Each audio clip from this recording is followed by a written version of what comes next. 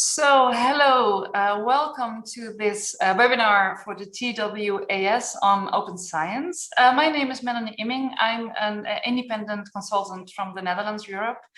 And I was asked by the TWAS to give an introductory talk about open science, which I kindly accepted, of course, but I'm not going to do this alone. I've invited some colleagues and friends to join me in this endeavor. And therefore, I'm here with Iryna Kuchma, live from Kiev, Ukraine. So maybe, Iryna, you can also introduce yourself. Thank you, Melanie, and hello, colleagues. I'm Iryna Kuchma, and I manage Open Access Program in EIFL, which is a non-governmental organization that works with library consortia in Africa, Asia, and Europe.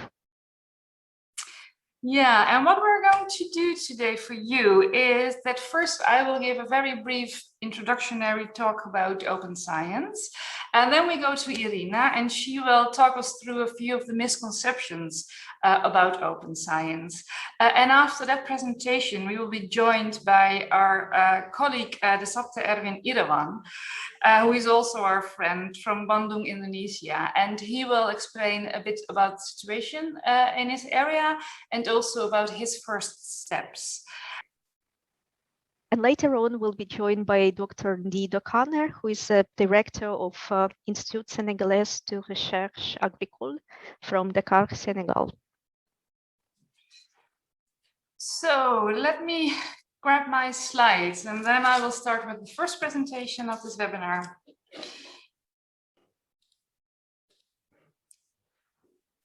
So, a first introduction to open science. What is open science? Well, open science or open scholarship, as some people call it, to also include the social sciences and humanities, stands for the transition to a new and more open and participatory way of conducting, publishing, and evaluating scholarly research. So, both the part of the conducting, the publishing, and the evaluating of scholarly research is important when you talk about open science.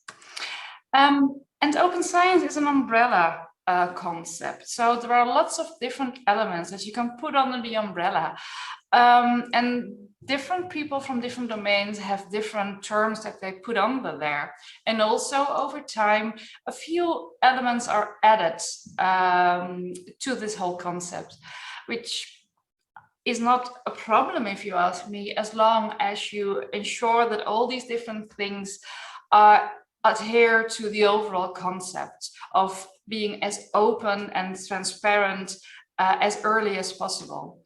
But in order to get sort of a global understanding of the meaning and also of the challenges and opportunities of open science, the UNESCO started with the development of an overall instrument on open science, which is excellent. And just recently, a month ago, the second draft was published of these recommendations on open science. And I can really recommend to have a look at these recommendations because they give a very good overview of all the different aspects of open science from a very global perspective. So lots of different people from different communities all over the world helped to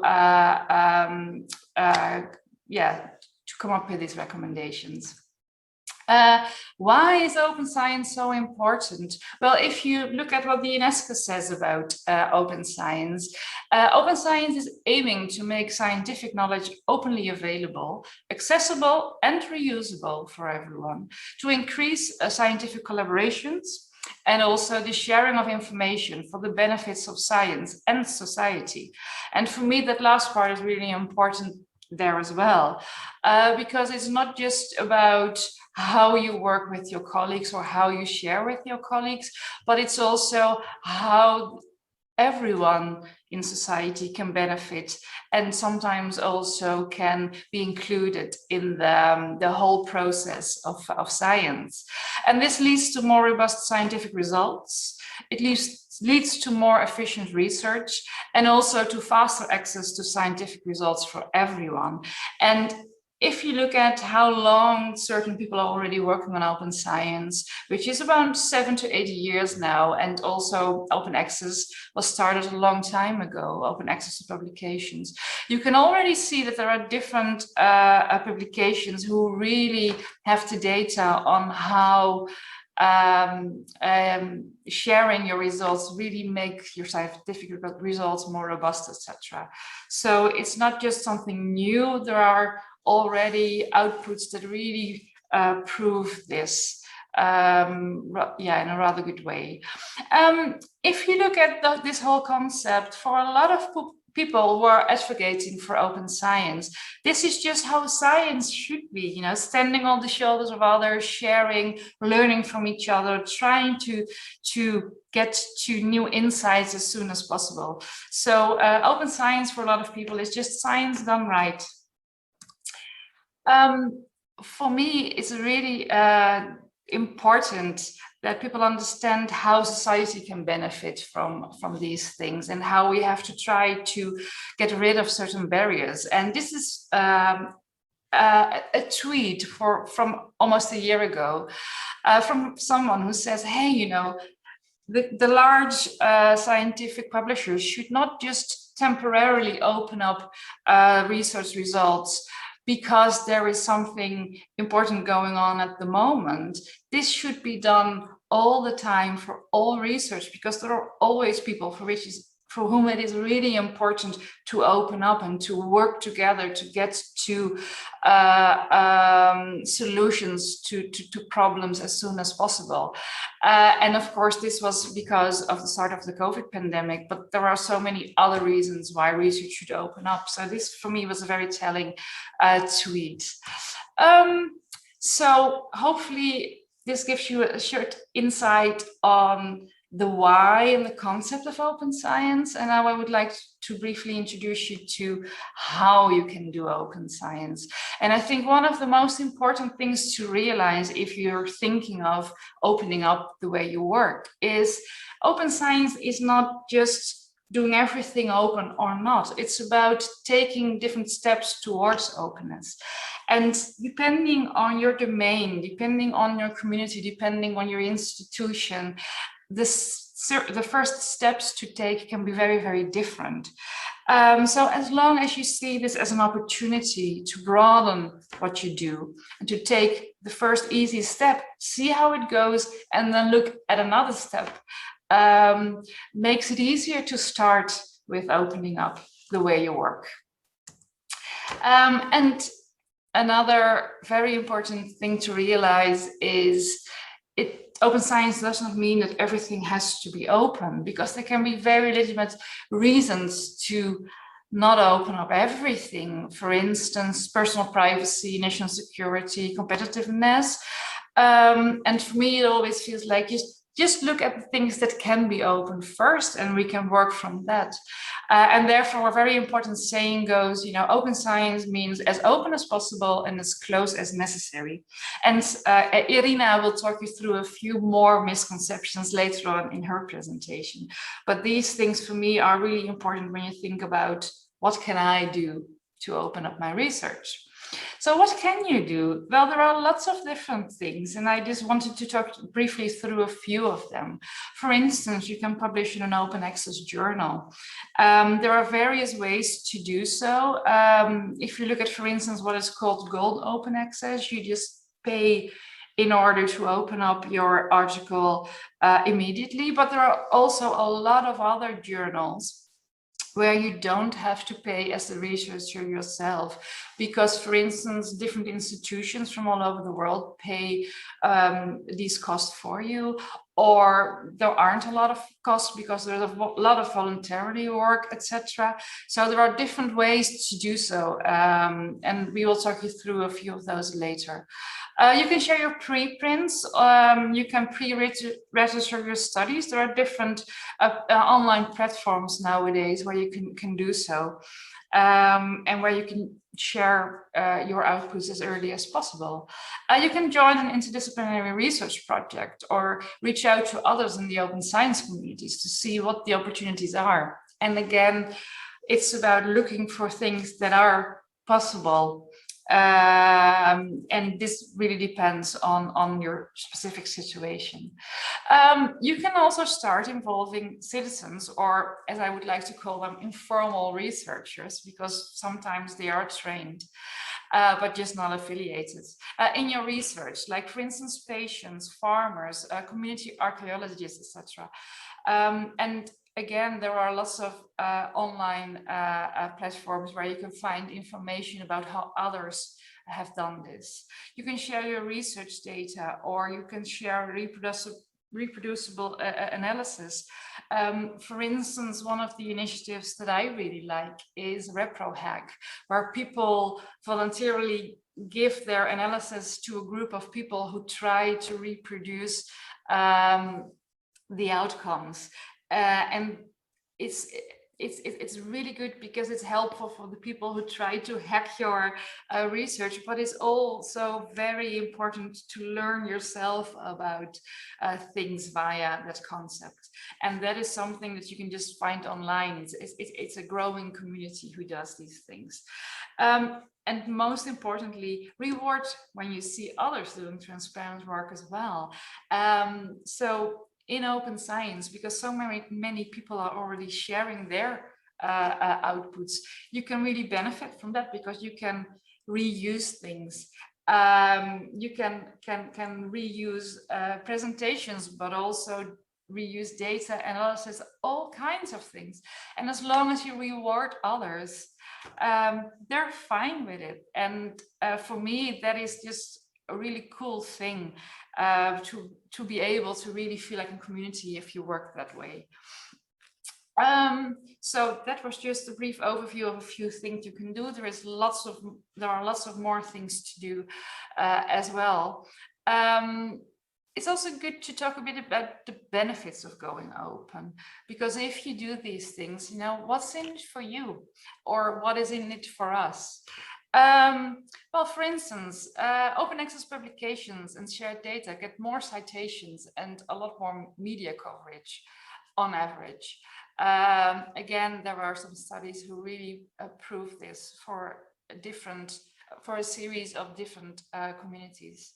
You can get access to data from others, for instance, about your area, about your history, all kinds of other things that are collected by others. And preprints can really establish scientific priority in a field. Iryna will talk a bit about that later as well. You can publish low cost or no cost depending on the open access journal, and we will show you a few ways to find all kinds of journals. Reproducibility, sharing your data or studies to be able for others to reproduce so, can really benefit you, because it gives a certain prestige in a good way in different fields. Because in some fields, this is really used more often already than in others. It's easier to find collaborators, funding, job opportunities. Just the other day, I saw someone on Twitter asking, hey, you know, are there any positions in this field for me where open science is important? And more, especially, for instance, in Europe, that is the case. Sharing data sets means you don't have to redo certain studies. For instance, in the Netherlands, a lot of the medical centers are resharing data, and this means that they get access to a lot of information about patients much quicker than they used to. But also another benefit that I came across recently is that you can reduce the amount of lab animals that are used because someone else has already done your study. So there are lots of different benefits, and the good thing that you hear from a lot of people that start to work more openly is that they come across benefits that they never thought about before. So that is sort of part of the journey. You can find a lot of resources online. For instance, you can search preprints, you can search all kinds of registries, you can find different examples This example is a citizen science lab from just one university, but already on this page you can find so much information about how others went about with involving citizens in their research. But also Open Access button, for instance, there you can find all kinds of articles which you don't have to pay for in various registries, etc., which is something that I use a lot. We will share an info pack on the website, but here you have a sort of an overview of a few recommended links, and we will share more of those. To learn more about the concept of open science, to find information about where you can publish, a few links where you can deposit all kinds of outputs for free, the directory of open access journals where you can find whether a journal is open access or not in your field, open science training, the repro hack I was talking about. So if you want to know more, there's lots of information out there to be found and to have a look at what fits you best if you want to take a first step into going open. Thank you so much. Thank you, Melanie. And now I would like to share some more open science and open access myths and misconceptions and address them. And the most common one when we talk about open access publishing is that you have to pay to publish in an open access journal. And luckily, that's not the case because open access publishing could be at no cost as well. And it's true that some journals, especially so-called prestige journals, charge article processing charges for publishing in open access journals.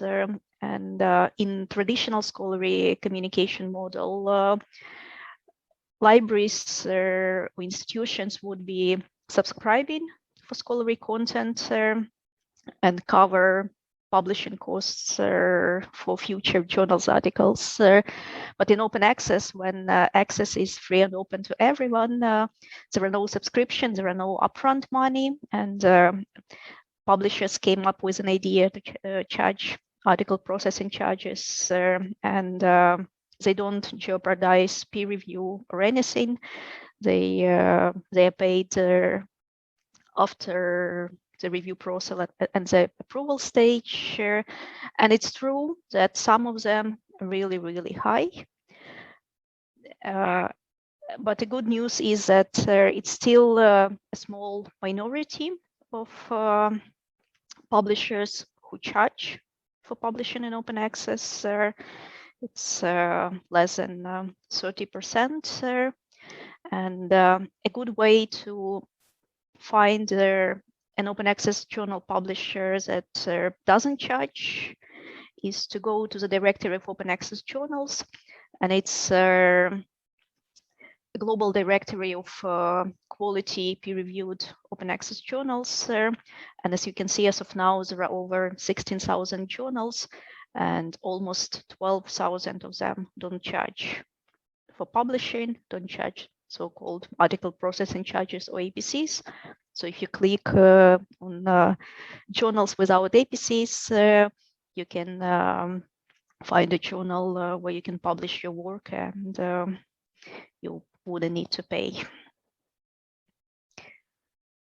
And as Melanie said, it's really an informed decision that you need to take when you plan your publication strategy. Because one way to provide open access is to publish in an open access journal, and then your article will be immediately open and available to everyone. Another way, in case there are no open access journals in your field that you would like to publish in, it's still possible to publish in a subscription-based journal. But make sure that a copy of your article is available in an open access repository. And this article availability in a repository could be either immediate if a publisher allows, or delayed. And different publishers have different policies on open availability of articles in repositories. Majority of publishers allow immediate open access to submitted versions of articles. A lot of publishers, over 60%, allow open access to approved for publication versions of article, a version after peer review that includes all the comments, and in terms of content, it's the same article as it is in a journal. The only difference is a layout, and this version is called postprint. And some publishers allow immediate open access to postprint. Some publishers have an embargo period, and open access could be provided 6 months after publication or year after publication. Unfortunately, in some cases, it could be longer than that, but that's a possibility. And also some publishers allow uploading published versions of articles in repositories and making them openly available. So it's important when you select a journal, if it's not an open access journal, it's important to check what is a journal policy on availability of journal articles in repositories, either discipline repositories or institutional repositories, or in order, which Melanie already mentioned, or any other shared repositories. Another misconception is that if I publish my article in subscription-based journal and just share it on Academia Edu, ResearchGate, then it's already available to researchers, and I don't really need to make an effort to upload it to a repository. And unfortunately, it's a misconception, because yes, it is available to some researchers, but if you think about global visibility of this article, social networking platforms for researchers don't really ensure that visibility. Yes, your article could be saved to reference management software. It's visible on Google and Google Scholar. But if your article is openly available in a repository, it's as visible as on social media platform for researchers, but it's much more visible because there are specific aggregators. For example, base search at Bielefeld University, or core at Open University in the UK, which provide discovery platforms for openly available articles. OpenAir is a European project aggregating and improving discoverability of journal articles. There are browser extensions like Open Access Button and Unpaywall, which could help you find an openly available version of the article if you are on the journal page and if you have to pay to read an article. So there are many more visibility possibilities if your article is available in an open access repository. Melanie mentioned preprints, and preprints are versions of articles that haven't been peer-reviewed yet, and they especially became very popular during COVID-19 pandemics, and of course, when amount of preprints grew, I think almost every COVID-19 related article was previously available as a preprint version before it was published in a journal. There were also some not correct reporting of those articles in media or other perceptions. And what's important to understand about preprints is that,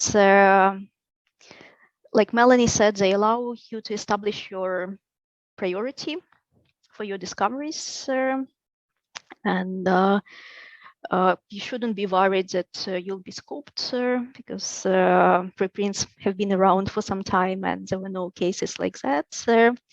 And they really help to improve your research if you receive some feedback, because preprints platforms also have reviewers, and this review is an open process.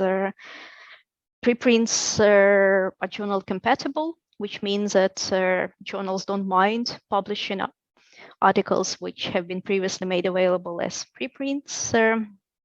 And overall quality of preprints is quite high. And some journals even use preprint servers to let authors submit their preprints. Preprint servers are submissions platforms for eLife, which is a flagship journal in biomedical sciences, or in my country, in Ukraine, there is a journal in mathematics that use a preprint platform as a submission platform, and then organize review process and publish those articles. So preprints is a good way to get early feedback on your research. And what's important to ensure when preprints are made available, that they are clearly labeled as not peer-reviewed articles, and the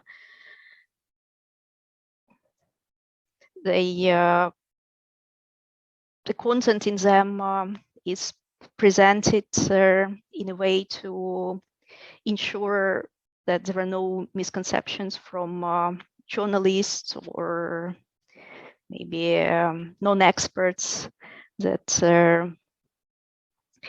would like to quickly pick on some content. And it's really important to avoid overhyping significance of research. So preprints are good when they are clearly labeled and when they are presented as findings that still need some feedback from research communities. And it's not something you should be worried about, because preprint servers are taking care of that, and there are also educational campaigns among media to highlight differences between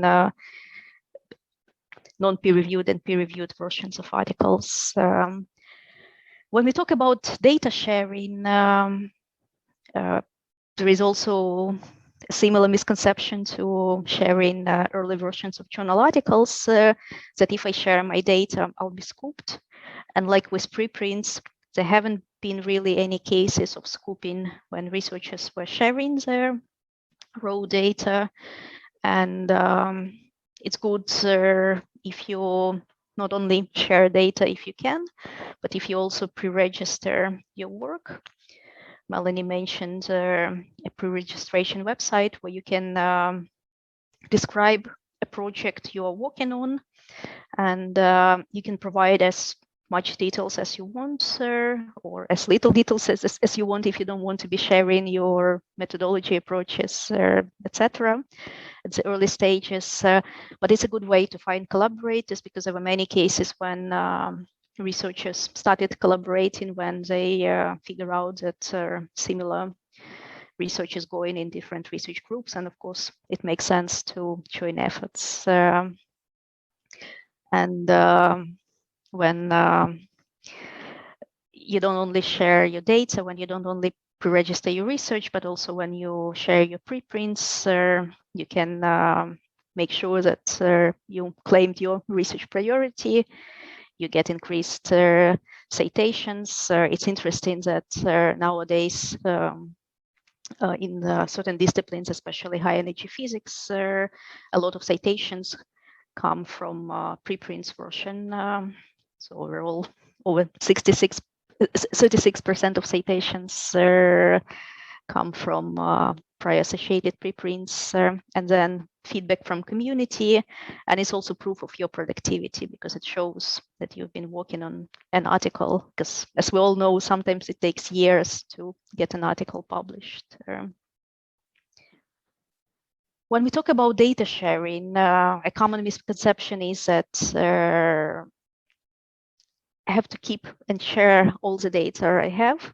And of course, it's not possible because then you'll end up spending all your time not doing research, but preparing data for sharing. And here, I really like this 5 steps to decide what data to keep from Digital Curation Center in the UK. And the questions you need to answer are, could this data be reused? And if they could, then it would be nice if you could share them. Do this data must be kept as evidence for legal reasons? For example, they underline your publication, and a journal might, and actually many journals started already asking researchers to make data available when a journal article is submitted so that reviewers could also have a look at data. Is there any other potential value that data should be kept for? For example, one of my favorite projects is when data collected to study fish in the seas was reused to study climate changes, or diaries of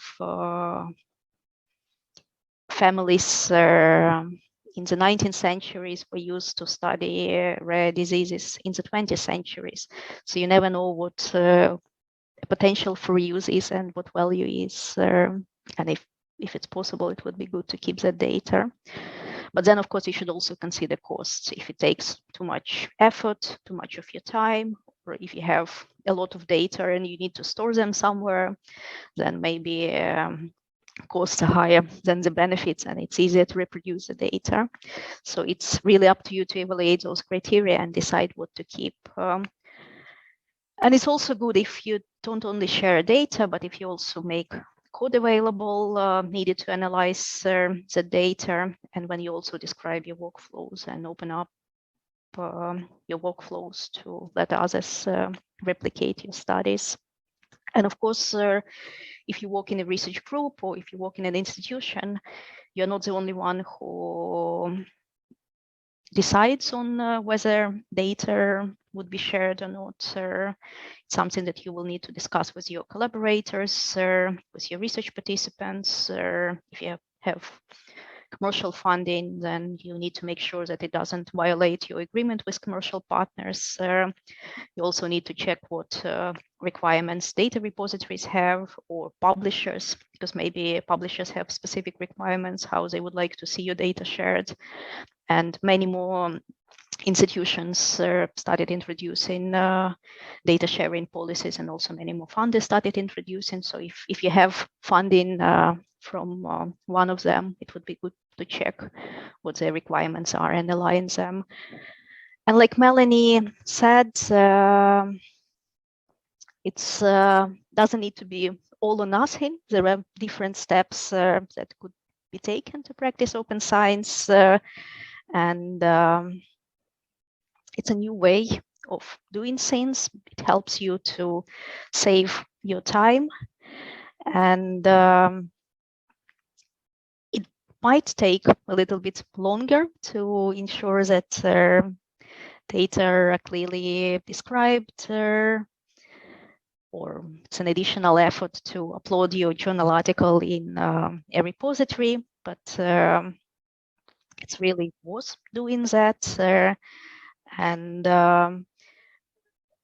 open science practices are now being included in promotion and evaluation policies of institutions and countries and funders, and it's also a good way to get reward for everything you do.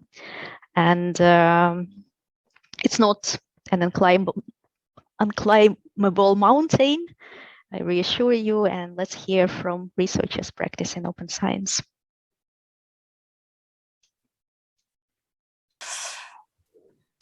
So I'm very happy that we are now joined here by Dasapta Erwin Irawan. He's a lecturer of hydrogeology at the Faculty of Earth Sciences and Technology at the Institut of Technology in Bandung, Indonesia. And Dasapta, together with some colleagues, started the initiative of the IN archive in 2017, and he will explain something about that, I'm sure.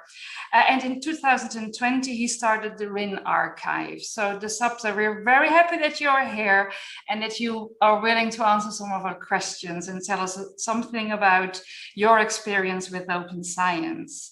So my first question to you would be, can you tell us a little bit about how open science is received in your region?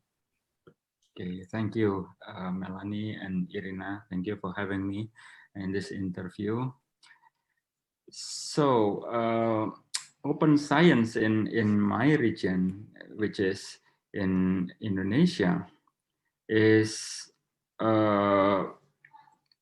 it's still in a long way to go, right? But if we observe the landscape of open access, so Indonesia knows open access way before we know about open science, right? So if we learn about the open access landscape, especially in the number of journals in the ONJ, this is us, right?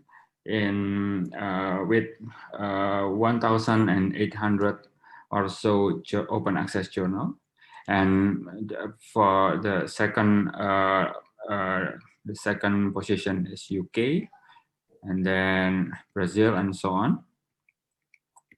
So this is us. We know open access way before we know open science. So I think our perception on open science is still in a very narrow scope in publishing open access journal. However, if we look at the situation of our regulations of research and research assessment, it's like this, like we're going to jump into the abyss, right? This is the regulation. So our regulation is not it's not proper to support the open science ecosystem, open science way to conduct our research. So this is the situation. Moreover, but we still has some people that in the right position that support us in open science. But you can refer to our event yesterday with the Indonesian Science Institute.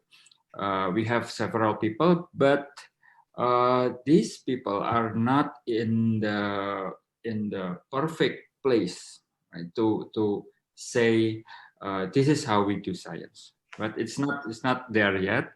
So the mainstream idea is still going to the metric based system. So that's all about the landscape, Melanie. So if I can just quickly refer to sort of the top Indonesia, that means then that there is quite a lot of open access publications being shared, right? Yeah, that is really, really cool. So a lot of scholars then do know about these things or not. Could you maybe explain a bit about that?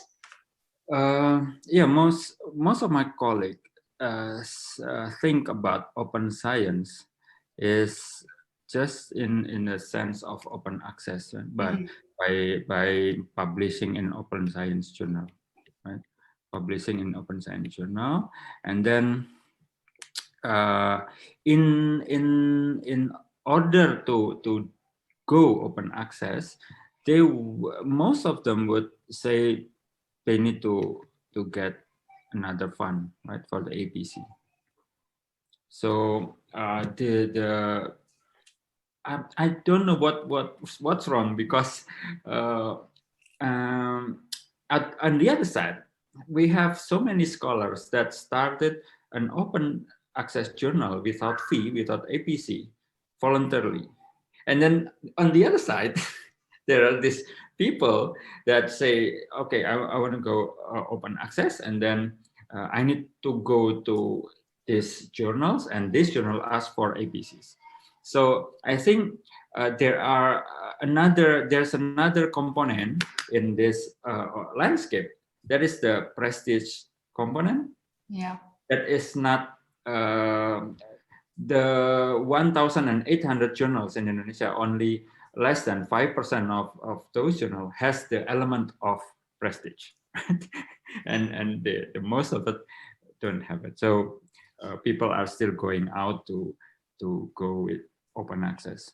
Yeah, that is the same with us in Europe as well. So even though there are a lot of free open access journals, because the publishers tell them, you know, if you want to publish open access in this and this journal, which has prestige, you have to pay.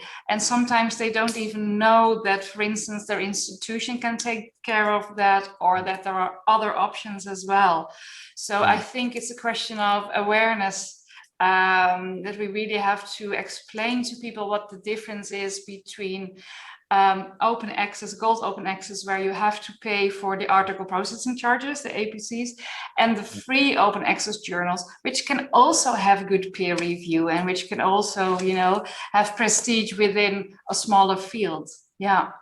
Yeah, and if I can ask you about data sharing, and then maybe we can go to the preprints, because I know that you're involved in those. Data sharing, oh, that's so. In my ecosystem, if we suppose this is a paper, right, and then this is the data.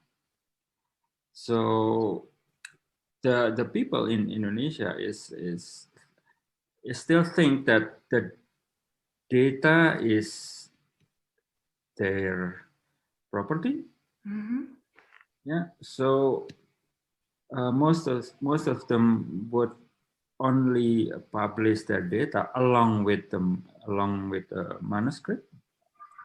Yeah. Without manuscript, they refuse to share their data. Right? So data is still thought to be the property of individual researchers, or the property of the institution, right? And then when they publish it, they see that this data is safe because they are embedded in a static PDF, right? But there are people also still think that the data should be only max, min, average. So they don't believe that raw data should be shared, right? No raw data. So we still have people that think like this. So on the other hand, again, if they publish it in an international journal that require them to upload the raw data, and then they immediately do it, right? So I think then again it's the element of prestige that given by the journal that make them do whatever the journal asking them to do, right? Including data sharing. Although in from 2017 we have Indonesian Institute of Science, it's LIPI, the one that hosted the RINA archive. They launched the RIN. RIN is National Scientific Repository, right? It's based on data first, the software is data first, and then it only contains data. But aside to the LIPI researchers that use the server, I haven't looked at any further on how much the researcher outside LIPI that use the service, because the service is open for public since 2019, 2 years after it was open. So we don't have enough data on how public users that use the service. But it's good to know that there is an opportunity, if you wish to share your data, there is an opportunity to do so without large costs, right? Yeah. Yeah, oh, cool. Yeah, I mean, that is an important first step, of course. Yeah. Yeah. And then maybe preprints, is that something you can? Oh yeah, and the other one is preprint. Preprint, it's kind of an alien, right? Alien to Indonesian scientific ecosystem. They only believe that published article is the one that have been peer reviewed. Right? So on the other hand, they also think about the length of time of the process time between they submit the articles until they have been published the article. It's very long, but they at first they don't understand the necessity of having their research published without peer review, right? So and then we introduce the concept of preprint, and then the initial reaction is, of course, one side refusing to do this way by uploading preprint, but on the other hand, there are small group of people that use this preprint concept for their own purpose to boost the citations, right? And then by looking at the impact, the other group, the mainstream group, immediately fire us with bullets of bad influence, that they say that this preprints could lead to a manipulation of citation and so on, and plagiarism and so on.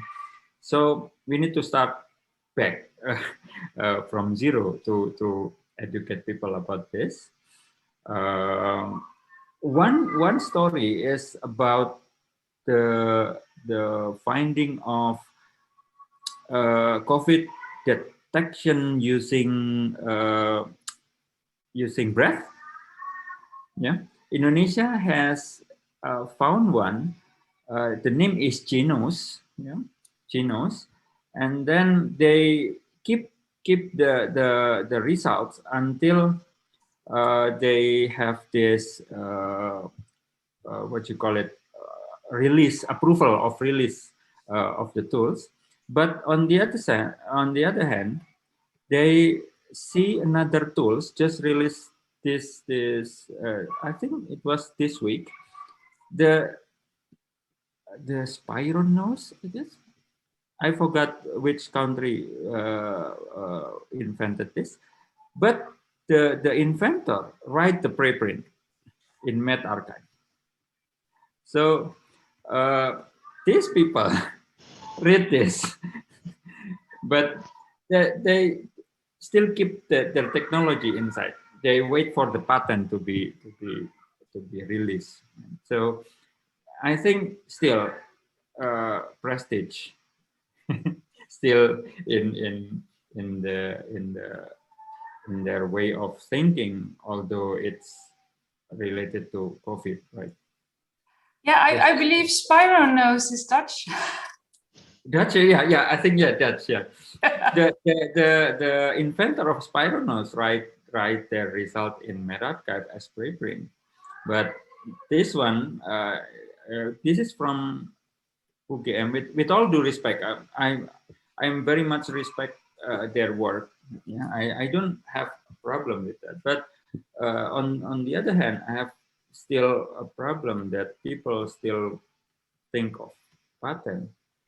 Yeah, although the enemy is COVID.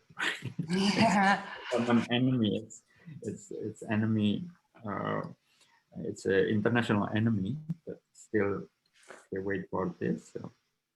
So then awareness is very important, right? I guess that is always with these kind of transitions, no matter where you are, in what stage you are, awareness is very important because we want a whole group of people to change their ways. Yeah. Anything else you would like to explain about the status of open science in your region at the moment? Yeah, we have this progress last week when the UNESCO inviting us, all the interested people to explore their recommendation of open science version 1. Mm-hmm. So we have this UNESCO meeting, and I was surprised that Indonesian team, I was there in the team, is given time to give a short speech about our feedback on the document. And most of our feedback, one way or another, is included into the revised version. So I think this recommendation of open science could be one of our tools to create more awareness about open science in higher level, in the ministry level. Yeah, I think it's good for us. Hopefully they publish the second version soon enough.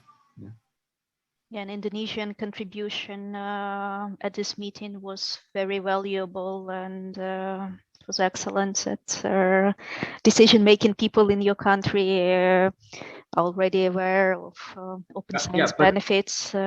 Surprisingly, we only the three of us, the two other colleagues are from LIPI. We are we attend and register for the meeting based on our own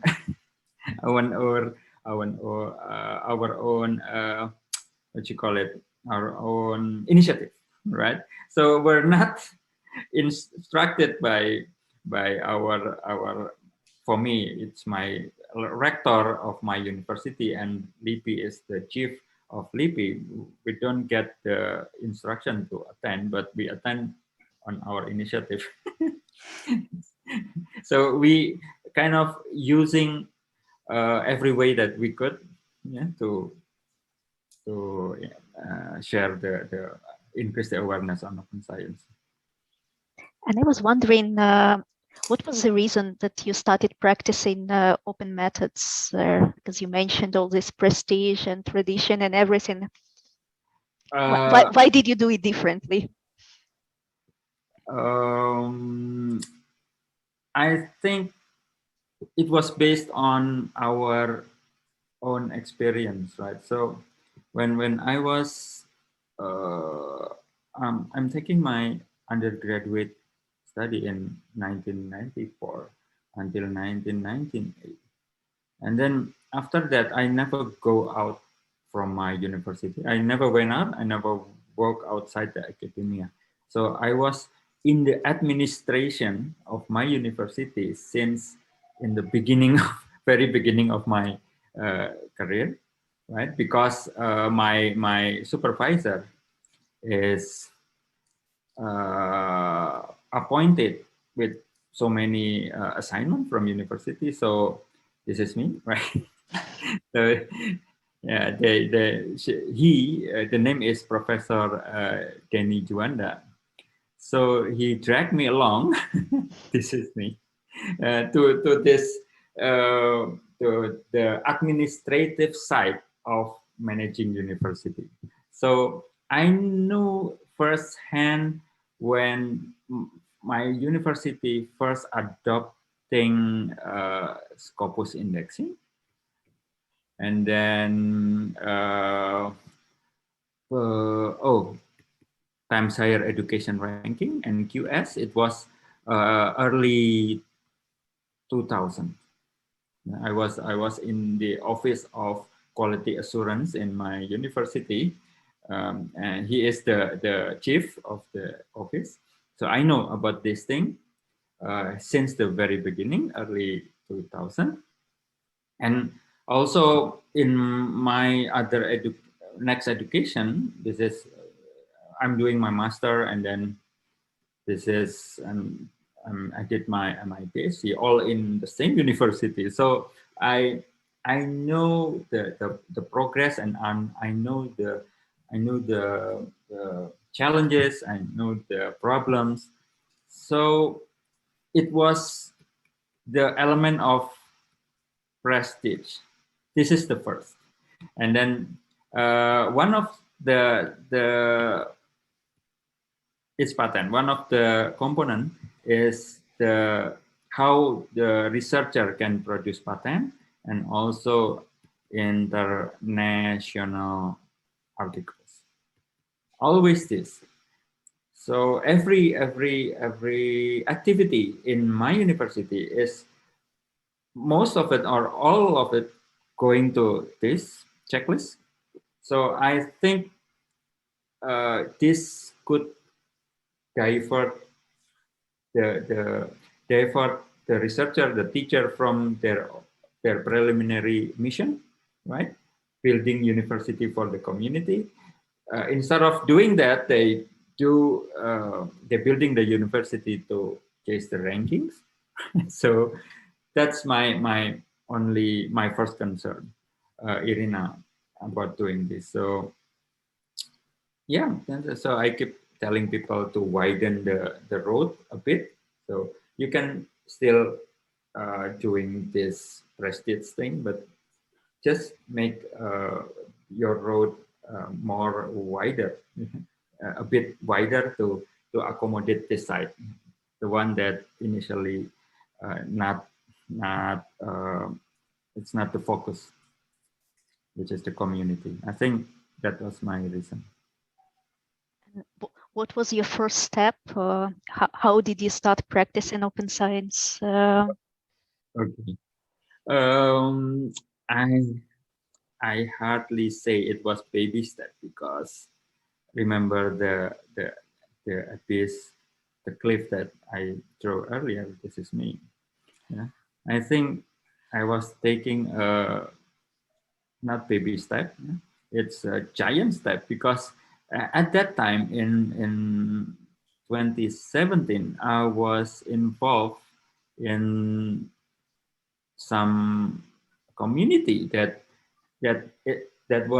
were mature enough for them to go building a preprint server. So that's how I take the giant step, and then I try to persuade some colleagues in my university and in Indonesia generally to help me building the archive. Of course, I would like to thank Brian Nosek and his team from the COS for helping us setting up the system. So I think it was an act of taking the giant step, and then in the next few years, my colleagues and I are filling the blanks, right? So we are filling the blanks. The baby step came after the giant step, I think. So that's how we did it. Yeah. Can you maybe explain a bit more about how InArchive works? Because I'm really curious to hear that story as well. Sorry, about what? How it works, your InArchive initiative. So the InArchive initiative was started in 2017, right? This one. And then I was getting help from at least 5 people. The initial people that support this preprint server. And then we also get help, of course, from the COS team. And then when it was launched in 2017, it was our Independence Day, 17th of August, 2017. So first people got confused, and then in 1 month we have submission around 100 submission. Yeah, but mostly people are uploading the post-print version because in Indonesia we just enter the online journal system, online proceeding conference system, maybe from 2015, right? Prior to that, most of the document is offline. So by offline, I don't mean there are none document to be uploaded on the internet, but structured document with structured metadata was not started until maybe 2015, I guess, yeah, 2014, 2015. So it's very, very recent. Prior to that, people just uploading their documents on websites. Right? So the feasibility of the document is not good. So when they found out the InArchive, they quickly captured the function, and one of the function was to make their document visible and easily searchable by Google. So that was the initial interest in the InArchive, and then after 1 year we have over 1,000 submission, and then I realized we should have this pre-moderation system. Before that, we have post moderation. So the document going live first, and then we checked it. But after 1 year, we changed the moderation into pre-moderation. So we check first and then go online. And then in 2019, I think COS has this funding problem. Then one of the server that has many documents was the InArchive. So we need to share operational costs at that time, and it was very expensive. And by mid of 2019, based on our meeting in the committee, we decided to slow down the operation of InArchive. So at that time, we start the campaign that the InArchive is going to be closed down. And then not until December 2019, we officially say that InArchive stop accepting preprint. And then into 2020, it was in February, the COS stopped the submission system permanently. And then from the January 2020, I have talked to several people in Indonesia, in the ministry and the research institution in my country. And then not until it was March 2020, the people from LIPI, it's Pak Hendro Subagio, the chief of archiving system. We have a meeting, and then he said that they agreed to host the new InArchive, and that's how we start the RIN archive in May 2020. It was 21st of May. So you could definitely see that there was a demand in Indonesia for a preprint server, but the sustainability issue was really an issue for you, right? And I know this is also the case, for instance, for the African archive. It was the same problem. So that is something that is really important, that there is someone who is willing to take on the hosting costs of these kind of preprint servers, right?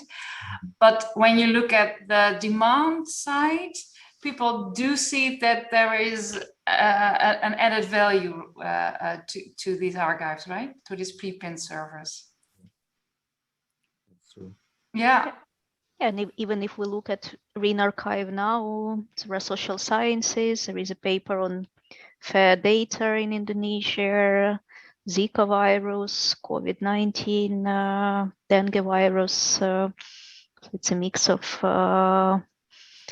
different research areas, different disciplines. So it's really excellent to see this broad coverage and a platform to quickly disseminate local research important for Indonesia. And I think it's so cool that you started this with just 5 people. So what were sort of the key success factors? Was it that you had access to people in the ministry that in the end could help you, or is there anything?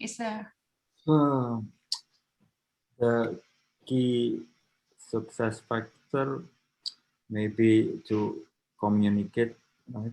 Communicate first. So when I have an idea, I quickly share the idea with my blog, with my Twitter account, and so communicating idea always the key factor, because in this case we don't have the resources, right? So I don't have the resources, I don't have the money, I don't have the power, but if I share the idea as wide as I can, and then there may be 1 or 2 people capture the idea, right? And then yeah, it might go. So what do you call it? Serendipity, right? The one that, yeah. Sometimes we need that, because but we should start with communicating our idea. That's the whole point. That's why I also start the open science movement, open method movement, by sharing my idea as soon as I can, right? So no matter how bad it is, or sometimes my colleague here, my senior colleague here, say, you jump into conclusion too fast, and then I say back, when I don't do that, and then I cannot attract your attention and then make you talk to me, right? so it's, yeah. I guess I'm learning many methods of communication from the Twitter, from the open science advocates, how to draw attention, and then finally how to deliver our idea. And I also learned from you, Melanie. So. Oh, thank you. Well, we met a few years ago because you responded to a call we had for attending a conference. So, and that is also maybe something that you do very well, that you via, for instance, Twitter, find out where the others, you know, because there is a global open science community. And if you reach out, you can find people who can help you, or, you know, you can share ideas. And I learned a lot from you as well. So, you know, that is really good nowadays, that we can get in touch with each other, even though we're on the other side of the, yeah. So that is cool. And it's also cool that you have Indonesia Open Science team that you also build in your local community. Yeah. Yeah. So if you can connect those to the international community, to a local community, you know, that is working very well. Yeah. Yeah, I was lucky because due to my act of sharing ideas, and then I met many people that Indonesian people that has different point of view, right? I was my education, whole education was in engineering. I'm a quantitative person, and then I met so many people from psychology, from social science that has that know understand what you call the philosophical background, right, in this open science movement. So I learned a lot from them too. Yeah, cool. Do you have any more questions, Iryna? Or Well, we have this too about overall benefits of open science. How would you see them, Dasapta, and what piece of advice would you give to researchers who are interested to try open science but don't know how to, for example, in your area? Yeah. So the benefit, I would start with the benefit. So people are underestimate the open science movement because they don't understand the benefit. So one is more friends, right? More colleagues, more friends. And then by getting more friends, more colleagues, you have more skills and more resources, right? So you know people that can do something, although you cannot do that yourself. So, and then by those skills and resources, you might find like-minded people like this one that they can do something and they will do it for you, right? Of course, it's going to be vice versa, right? I'm not. People ask me about everything, right? Literally, from by email, by WhatsApp messages, and I try hard to answer it, although it's maybe too late for them, but I have to answer it at some time. So this connection is happening, right? I give something, and if I need, I can get someone to do something for me to help me, right? So it's kind of vice versa. So in order to do that, you need to have this analogy, right? So if we have this river, and then this is you swimming, yeah, and then I always give advice to people, mostly early career scientists or researchers, not to go against the flow, right? Because it would be too hard for them, right? Just move along with the flow, but make sure that you have wider flow, right? So you can go this way, the one that you ask to do, but you still need this flow that you can do whatever you want to do here.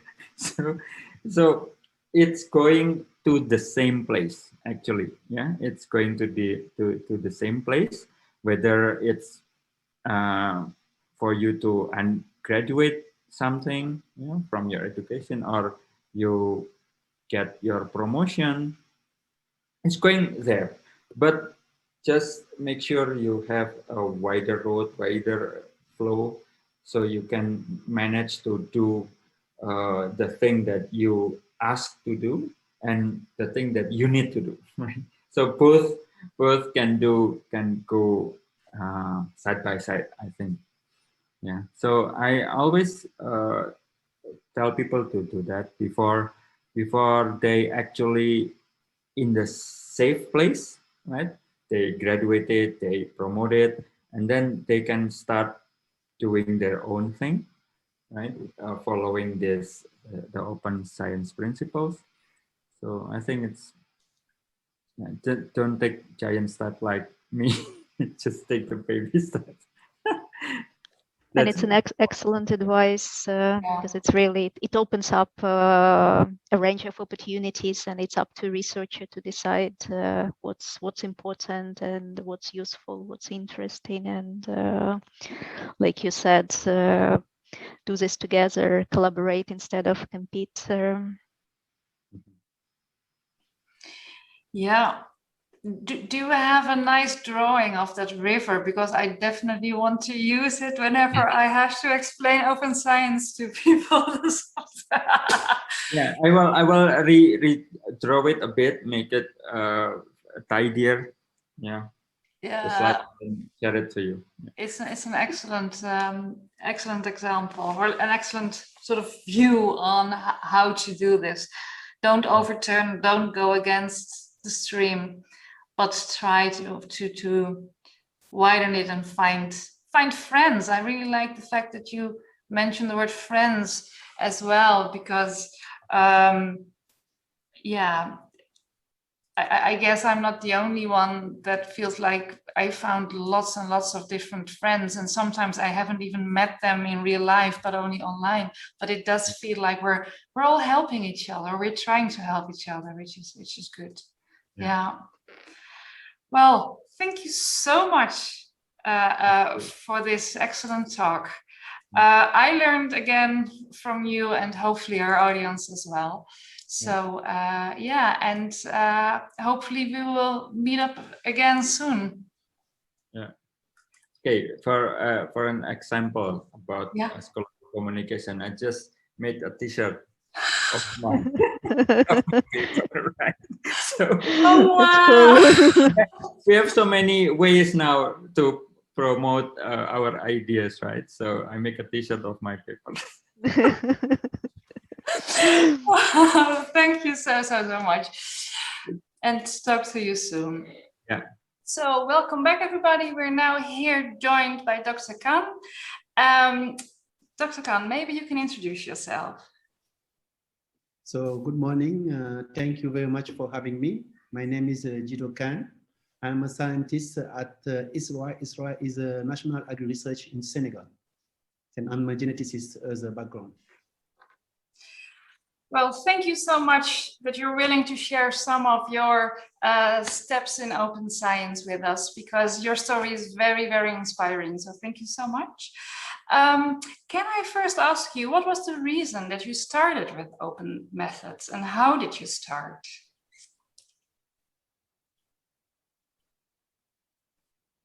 So as a scientist, when I started publishing my first articles, I found that we have to pay for making some publication. And then when I wanted to have some publication, they asked me also to pay. And I say, why I have to pay for articles that I pay already to publish? So I think that this was unfair. So this was my first experience on, paying for publication. And then when I moved back to my country and working for ISRA, Senegal is a low-income country that like means to access some publication or publish some in international journal. So it's very difficult sometimes to find the fund to make good and high quality publication. So I end up being very interested in, starting open methods, open science. Yes, thank you. And can I ask you what one of your first steps was, not only from you, but also from your institution? So from my institution, when I joined here, ISRA was very engaged in open science. They are clearly some things that they put in their strategy and developmental plan. And ISRA is a national research, agricultural research center, but they have some engagement regarding open science. More recently, ISRA signed the Declaration of Dakar and a white paper on his institutional data management and sharing data policy in order to better take into account the specificity of scientific publication. I mean open science here. And in terms of free access and free publication, ISRA pioneered with the creation of information and promotion unit that he called UNIVAL, that has the mandate to make public and accessible all research data from ISRA. So this is from my institution, but me, I also end up being interesting also in putting some action, because I face some difficulties as a scientist in getting access to some data and some publication. So I think that something that is really crucial is for a scientist to get access to those publications. That's why I'm very interesting. So my first step was being engaged in this institutional strategy on getting access on making science open. Thank you. What kind of benefits do you see from practicing open science? Can you share a little bit? I can see maybe 3 levels of benefit. 3 examples, I will say. One is as a scientist, it's always a merit as a scientist. If you make data public accessible, so your colleague can judge your work. They can review it and they can also reject it and make some citation. I think this is a scientific merit. A second example I can give as benefit is by making science open, and if we share those data, those information, we can inform users and beneficiaries, and we can guide them, like for the scientific community or society, and most importantly, decision makers, we can inform and guide them. This is also another example. The third one I will give is by making science open, we can build knowledge. We can build a new innovation, new ideas, new technologies that will contribute to solve some practical problems and support also the decision makers that will improve society and also living life of population. Thanks a lot. And if you were to give an advice to early career researchers starting with practicing open science, what could be first steps they could take? I will ask them to share, to publish, to make things available, like they get some publication available that help them generate new data. So it will be good also to share. I will ask them to defend the principle of free publication, because some countries or some society or some, part of the society don't have access or the power or the money, the incomes to get access to those journals. Most of the science that are conducted at high level are funded by public funds. So I don't see why something that is funded by public funds should be paid to get forth. So science has been always something that is open. So we have to work together, to make it more open. So the advice I will ask people is to share fairly. Fair like fair, but fairly. It's very inspiring, and thank you so much for all the work you are doing in your country and in your region and globally on advancing open science. Thanks a lot. Thank you very much. Thank you for having me. Yeah, and thank you for your presentation as well, of course. We will keep in contact. And for the people who are watching, you can find the presentations on the website as well separately.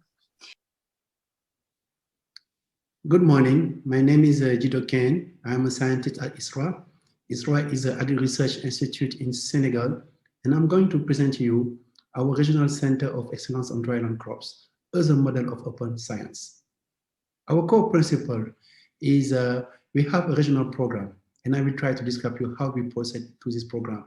And then we are using tool, technology, and methods that we share across all the country in West Africa. I will also try to present you how we make data accessible and shareable. I will also present our open science on training and partnership and how we are evaluated. These are our core principles that I will try to present in this presentation. First of all, what we are doing, we are addressing the Sustainable Development Goals, and we are contributing to the Plan Sénégal Émergent. These are the major Sustainable Development Goals that we are contributing to. And also our mandate is to generate knowledge, data, technologies to improve agricultural productivity in Senegal, but across the Dryland countries in West Africa. One core mission is you have to understand that ISRA is a non-profit public institution that is depending on the agricultural ministry in Senegal. We are harnessing diversity, data, and practices for sustainable productivity enhancement. What we are trying to do is to generate technology and innovation on different crops that will make impacts in society. Here are some examples that I highlight here of technologies that we have developed in dryland crops like millet, sorghum, and fonio or cowpea, and how those technology contribute to increase agricultural productivity, up to 50% in yield compared to traditional methods, or up to 70% of increase in grain, or by using those biodiversity in island mining of identifying some cultures of interest. We also generate some technology on variety developmental. We develop new varieties on sorghum, coffee, peanut, and sesame that are early short cycle, and this contribute to cope against climate change. We add value to data in administrative technology. We just don't want to develop varieties or practices. We also wanted to use those informations of variety and try to make impact in other different sector of the value chain. Like here in bakery, like incorporating cereal flour, mixing with wheat flour and try to do this incorporation to reduce the cost of wheat in our society.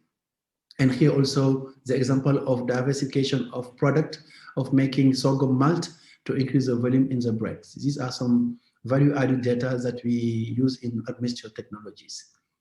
We also transfer technology to users. Here are some examples of mechanization that we have produced through our research, but we don't want to keep it for the research. We want to transfer it to the end users. And these are some examples of all this oil press or granule that we have developed in our research stations that we transfer to the end users. So we fairly also share our innovation. Here are some examples. We have developed some variety in Senegal that we share in other countries in West Africa, like in Niger or in Chad, with a variety of sorghum.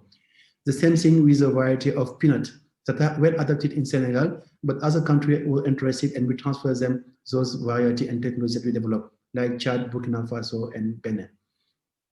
In cowpea, the variety that we develop and the practice that we develop for cowpea cultivation was shared also in the countries that are even not in the West ECOWAS sector. We share with Mauritania or Gambia, just to share with that we are widely open, even if the country are not part of the ECOWAS. And also last, an example of using the bread flour of millet, the incorporation. This technology was developed in Senegal, but we share it also in other countries in West and Central Africa. So our science is really open and we share those data and technologies across country. In this picture, you can share with all the arrow different technologies that we share between and across countries. Us in Senegal, we share with other countries, but also other countries share their technology in Senegal. And this map is highlighting all the technologies that was generated and shared through the WAP program. It was a 10-year program funded by the World Bank. We partner with community because all the research is not conducted alone. This is a map of all the actors we have in the region. It's more broader than that, but I just highlighted the key actors. You have the NAS, which is the National Agri Research System in Western Central Africa. You have some international university and also European research institute that contribute to us, and also some farmers organization and private sector that we are linked to develop those technologies. This is really important to show that it's not only a matter of research, but also a matter of all stakeholders involved in value change in agriculture. We host also, we're talking about data sharing. We host the integrated breeding platform, which is really a tool, a hub for really gathering data that came up from the breeding product profile. And this hub supports the breeding dryland cereal and associated crops. And you have here a map of this network of hub that we put in place, and all these hubs are sharing data between them. We also generate data through research projects. Here are an example of funding that we receive. So why I show this slide is all these project programs are, most of them are public funding. And if they are public funding, it means that the data should be shareable. That's what I put it here, and also to show the diverse portfolio of projects that we have that generates the data. We train, we empower the next generation of scientists through degree at university, but we are also offering short-term regional training. This just to allow people to have mobility between their country and they come to Senegal to be trained and go back to their countries. And we are hosting people from different countries, more than 12 countries that come to Senegal and also do their training and go back to their countries. This is a type of sharing also knowledge. We publish open science because when we talk about open science, most of the time we talk about open and access. And as you can see here, most of our papers coming from our research are open. Few examples that I show. You can see also in this slide some example of paper that we make always access whenever possible. And we can say that 95% of our papers are open. We try to meet all the 100%. Here I want just to say that open access, why we are doing that is just open access maximize value to the community, scientific community, but also to the users, the farmers, the private sector, and also to the society. That's what I will put this example and try to justify why we are really engaged in open science. So the take-home message is really this model of center of excellence is a model of open science in West and Central Africa and even broader. The NAFs are public, they are non-profit. Is there any policy for open science, open data, if institution is already public? It means that everything that is generated should be accessible. To do that, we have to overcome some challenges, like internet species, language barrier, because most of the country are like French spoken, and most of the publication journals are in English, so we have to overcome the language barrier. We have also to standardize platform services to gather data and to share data. And most importantly, we need a clear policy, political governance of how these data are used and reused, and also to get advocacy regarding open science. Last message I would like people to go with my presentation is we don't want to gather data just to gather data. We want to add value to data, to make it profitable to the society. So thank you for your attention. Thank you for fairly sharing your science. I'm Ndjido Kane from ISRA, Senegal. Thank you.